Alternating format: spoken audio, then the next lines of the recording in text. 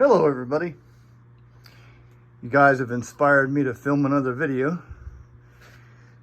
Before you have my essentially complete B-36 tail gunner's sighting station. It's missing some parts. I'm just going to go down and tell you what this stuff is. This is the indicator for the APS-54. The lights turn on to indicate that the rear or the front of the aircraft is being painted by a radar signature.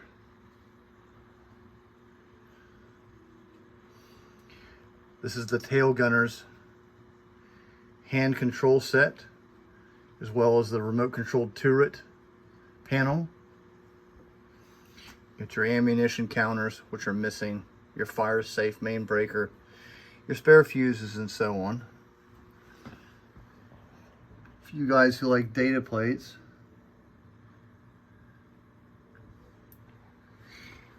you can tell this was actually used on the B-36 because of the inspection stamp.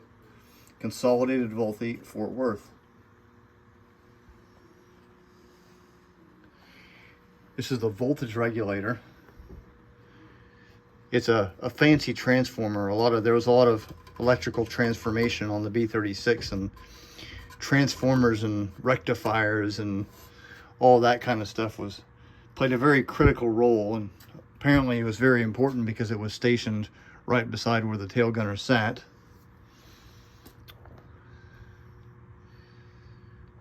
There's your Consolidated Vultee inspection stamp as well. Here's your APG-32 indicator. I showcased this on an earlier video, but my quality wasn't good. I'm probably going to do a much more thorough review of everything here once I get the station put back together. Right now it's currently disassembled. This is what the tail gunner looked in. Of course, this would be illuminated. You've got your range and your azimuth for the sweep of the tail gun. APG-32 only had one antenna. It would either search independently, or you could manually track it with this device. This would have been mounted in that type of an orientation, but you can see the Consolidated Vultee stamp, APG-32 data plate. I mentioned this is the antenna hand tracker. And the way it works is you've got these Selson generators, which on the actual turret, there were a corresponding pair of Selson generators. And if I move my handle to, say, for example, 30 volts, that sends a signal to the turret that it's at 30 volts. And 30 volts is, we'll say, 24 degrees from center line of the fuselage. So when I turn my handle to 30, the turret turns to 24 degrees. And this other device, which actually powers the turret, called the Thiatron, which is not present in my collection, says, uh-oh, I need to move my turret with my DC motors to 24 degrees or the corresponding 30 volts.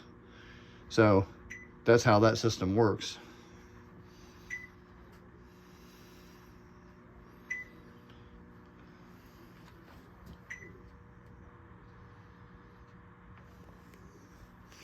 I'm going to turn to the B-36 Gunnery page when it talks about the gun laying. I'm not going to read it. I'm just going to scan over it so you guys can read it for yourself. It took me a long time for me to obtain this information, and I love sharing it with you.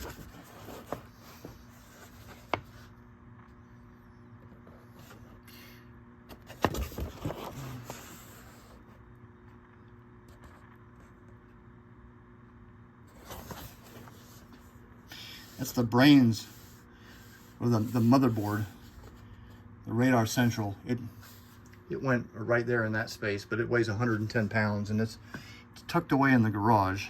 It is a beast.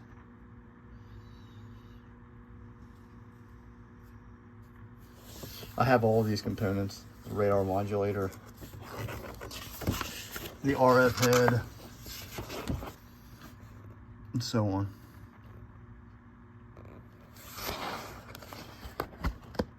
Also have a tail antenna. Once I find space, I'm going to get all this stuff together and do a very thorough video on how this stuff works. This is a good page, the indicator.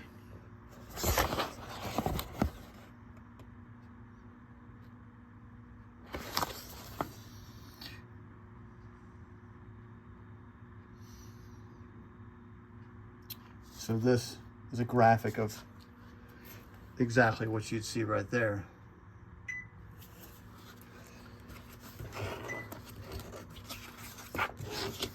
And I think that's about, yep. Oh, there's the manual tracker.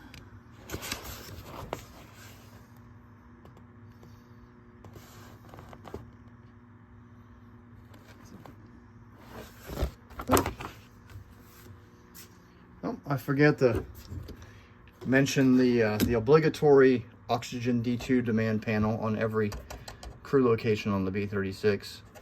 This is your intercom control board. This is one of the newer ones, but it's still proper for this time period.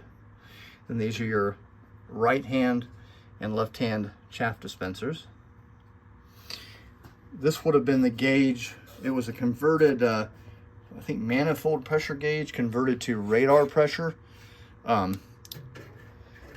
You want to pressurize your radar to keep the number one, to keep the moisture out of it.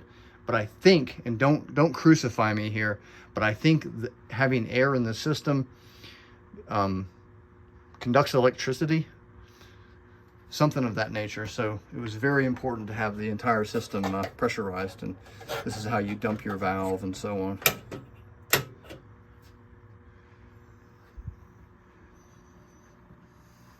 Anyways, like I said, once I get everything situated and get this all set up, I'll do a much better presentation. Otherwise, I'll see y'all next time.